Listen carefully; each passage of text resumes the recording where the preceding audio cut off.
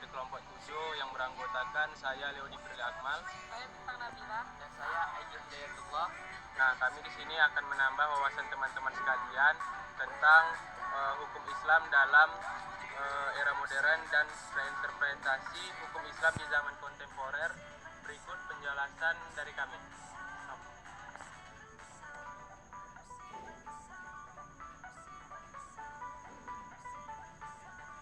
Tantangan hukum Islam di era modern. Nah, salah satu tantangan terbesar dalam konteks ini adalah posisi syariah dalam kaitannya dengan hukum sekuler yang berlaku secara global. Nah, negara-negara seperti Mesir dan Pakistan mencoba mengintegrasikan hukum Islam ke dalam sistem hukum nasional mereka, tetapi seringkali menghadapi resistensi dari kelompok yang memperjuangkan hak-hak sipil dan kebebasan individu. Sebaliknya, negara-negara seperti Turki telah memutuskan untuk sepenuhnya memisahkan syariah. Nah, selanjutnya upaya adaptasi dan reformasi hukum Islam. Prinsip-prinsip moral universal yang dapat diterapkan secara fleksibel dalam situasi yang berbeda. Sementara, hukum-hukum tertentu dapat berubah sesuai dengan perkembangan zaman. Negara-negara seperti Indonesia telah menjadi contoh penting dalam upaya harmonisasi antara hukum Islam dan prinsip-prinsip modernitas.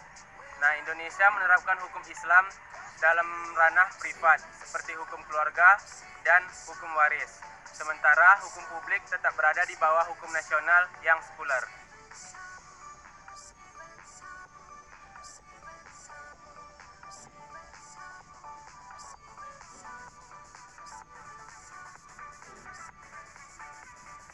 Meskipun bukan negara sekuler, terdapat upaya untuk mengintegrasikan elemen-elemen sekuler dengan penegakan hukum tanpa menghilangkan karakteristik hukum Islam. Implementasi hukum Islam di Indonesia berdampak signifikan pada kehidupan sosial dan budaya masyarakat Muslim. Beberapa dampak tersebut meliputi yang pertama yaitu peningkatan kesadaran hukum. Masyarakat semakin menyadari hak-hak mereka dalam konteks hukum Islam, terutama dalam hal perkawinan dan warisan. Yang kedua, keadilan sosial.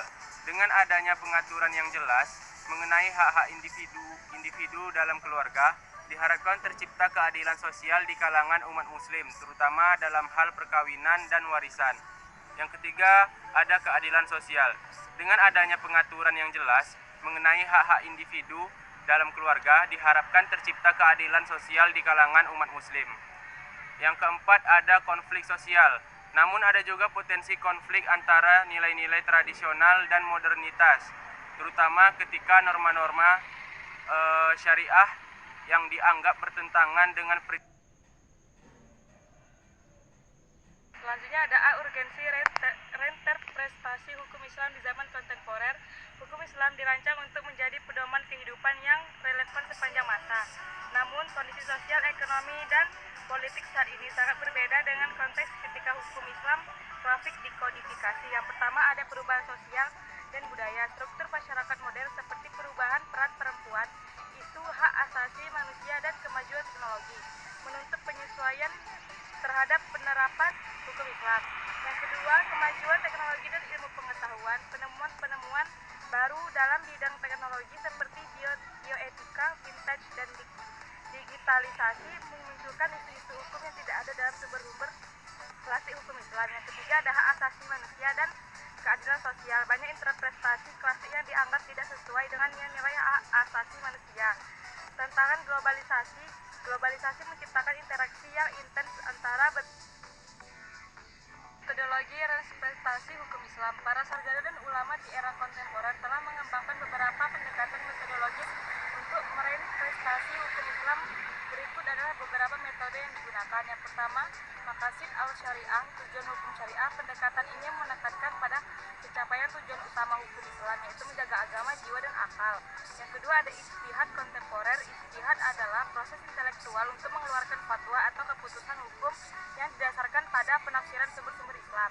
Yang ketiga, ada fikih minoritas, fikih al-aqaliyat dalam dunia dan dalam dunia global yang semakin kompleks. Banyak umat Islam yang hidup sebagai minoritas. Selanjutnya yaitu tantangan dalam reinterpretasi hukum Islam. Dalam reinterpretasi hukum Islam, ada beberapa hal tentangan. Yang pertama, resistensi konservatif, yaitu sebagian kalangan konservatif menolak upaya reinterpretasi dengan alasan bahwa hukum Islam sudah sempurna, tidak perlu diubah. Yang kedua, pendekatan yang beragam. Tidak ada kesepakatan tunggal di antara ulama dan sarjana untuk metodologi yang tepat untuk melakukan reinterpretasi. Tantangan yang ketiga yaitu politik dan ideologi. Beberapa negara atau kelompok politik menggunakan hukum Islam sebagai alat legitimasi politik yang seringkali menghambat upaya reinterpretasi yang lebih reinterpretasi hukum Islam. Yang pertama yaitu perempuan dalam hukum Islam. Salah satu contoh konkret dari reinterpretasi hukum Islam adalah peningkatan peran perempuan dalam berbagai aspek kehidupan, termasuk dalam bidang politik, ekonomi, dan hukum. Ada beberapa ayat Al-Quran yang menjelaskan tentang reinterpretasi hukum Islam ini terhadap perempuan.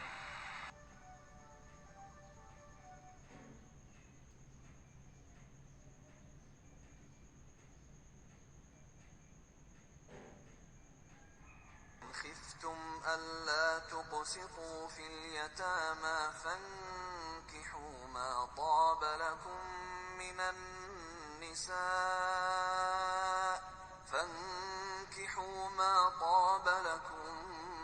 النساء مثنى وثلاث ورباع فإن خفتم ألا تعدلوا فواحدة أو ما ملكت أيمانكم ذلك أدنى ألا تعولوا.